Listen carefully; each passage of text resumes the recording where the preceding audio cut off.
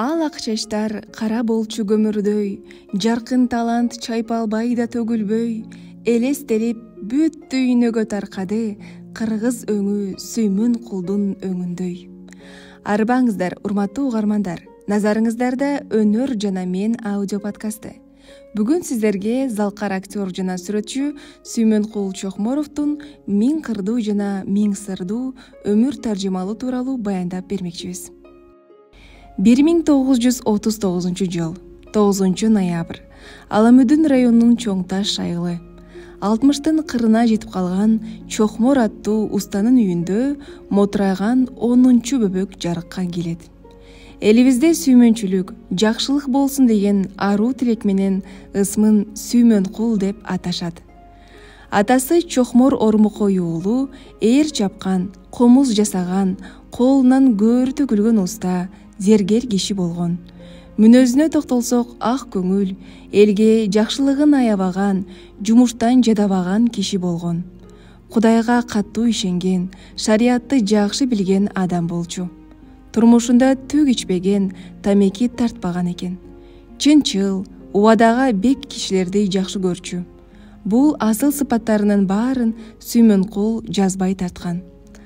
Апасы Калыгүл Молдалы кызы назик, токтоо, кумурскага да зыянын тийгизбеген, момун жана жоктон барды жасаган жаратман, өлгүлүү кожойке болгон. Баарына акырын жана жумшак сүйлөгөн, кайраттуу айкөл аял болчу. Үй жана талаа иштери менен гана алек болбостон, балдарына деп атайын убакыт бөлчү. Ар кечте ысык мештин түбүндө ширин үнү менен уламыш жомокторду айтып берер эле. Аңыздуу жомок уламаларды укканыда болочок актердун элестетүү күчүнө жана жан дүйнөсүнүн байышына үрүн сепкен десек болот. Болор бала кичинесинен демекчи, ал кичинесинен баштап актер болууну кыялданчу. Берлиндин кулашы аттуу согуштук фильм анын кинодо роль жаратуусу тууралуу ойлорду салат. Сүймөн Кул өзү кичинесинен тамашакөй болуп, бирөөлөрдүн баскан турганын туурап, жолдошторунун кылык жоругун көргөзүп, күлдүрө берчү. Мына ушинтип туубаса артисттиктин кичинекей жалындары көзгө көрүнө баштайт. Сүймөн Кул бала чагынан алсыз болуп, тез-тез ооруп чоңоет. Канчалаган докторлорго кайрылганы менен бул дарттын себебин биле алышпайт. Көрсө көп жылдар өткөндөн кийин аныкташкандай, бөйрөктүн поликистозу деген дарт экен.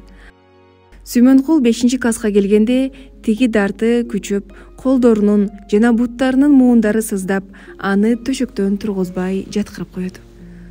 Уулу агасы аны Фрунзедеги үйүнө алып барып карай баштайт.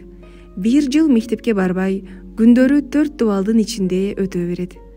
Зеригип кеткен инисине эримек болоор деген үмүт менен ага ар түрдүү картиналарды алып келип, живописке кызыгуусуна салым кошот. Врачтардын кеңеши боюнча спорт менен, тагыраагы волейбол менен машыга баштайт. Спорт аркылуу ал эл катарына кошулат. Ар бир караңгы түндүн артында агарып аткан таң бар дегендей, Сүймөн Кулдун бул дартка кептелгени анын ичиндеги сүрөтчүлүк талантын ачууга бир себеп болду десек жаңылышпайттырбыз. 53-жылы ал Фрунзедеги көркөм өнөр окуу жайынын сынагынан ийгиликтүү өтүп, ага кабыл алынат. Ал жакта айтылуу Семен Афанасьевич Чуйковдун шакирти болот. 4 жыл окугандан кийин аны утурлай 6 жыл Ленинграддагы Репин атындагы Сүрөтчүлөр институтунун живопись бөлүмүн окуйт. Ал жактан келип 64-жылы Фрунзедеги өзү бүткөн окуу жайына мугалим болуп иштейт. 1 жылдан кийин окуу бөлүмүнүн башчылыгына көтөрүлөт. 67-жылы СССР Сүрөтчүлөр союзуна мүчө болот. Жараткан пендесинин оюна ишке ашпас кыялды салбайт деп бекер айтылбаган туура. Актер болууну эңсеп жүргөндө көктөн издегени жерден табылып, багы ачылат. 67-жылы Капилеттен кинорежиссер Болот Шамшиев менен таанышып калат. Сүймөн Кулдун сүйлөп баскан турганынан актердук таланттын катылып жатканын байкап коет дагы, аны Караш ашуусундагы Атылган ок фильмине сунуштайт. Бул кинодо Улуу тоонун эркин шумкары сымал кырандын, октон, оттон тартынбаган көкжал кыргыздын баатыр мүнөз жигиттин образын түзүү менен Сүймөнкул кыргыздын өңүн дүйнөгө таанытты. Ошол фильмден кийин көптөгөн режиссерлор ага ролдорду сунуштай баштайт. Чокморов аларды зор чеберчиликте жана кооптуу кырдаалдарды да эч кандай каскадерсуз ойноп жатты. 1969-жылы Жамиля фильмине тартылып жүрүп, тегидарты кайрадан козголуп түшүккө сала баштайт. Ооруп жүрүп киного тартылат. 72-жылы советтик белгилүү кинорежиссер Али Хамраевдин сунушу менен «Жетинчи ок» аттуу фильмде башкы каарман Максумовдун ролун аткарат.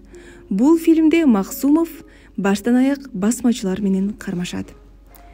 75-жылы жапондук режиссер, сценарист, продюсер Акира Куросаванын «Дерси Узала» аттуу тасмасында токой каракчылар менен күрөшүүчү, кол башчы, чынчыл, ак пейилдүү адам Джан Баонун образын келиштире зор чеберчиликте ойнойт.